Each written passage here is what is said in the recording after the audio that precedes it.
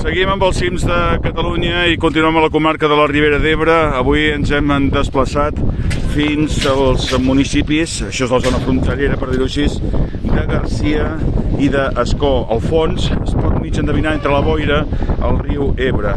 Estem a la Ribera d'Ebre amb el pic de l'Àliga, 472 metres, un puig dels que formen part del repte de la Federació d'Entitats Excursionistes de Catalunya. Un dia ja ho veieu, emboirat al màxim, i això que en aquesta zona del camí de Sant Jeroni, del Mas de Prades, deu haver-hi unes vistes absolutament esplèndides, però nosaltres, de fet, no les hem pogut gaudir. És el camí que porta cap a Escó, aquesta banda d'aquí, la banda esquerra ens portaria cap a Sant Jeroni, i estem en la zona del Mas de Prades, i també és la zona que és anomenada del Pas de l'Asa.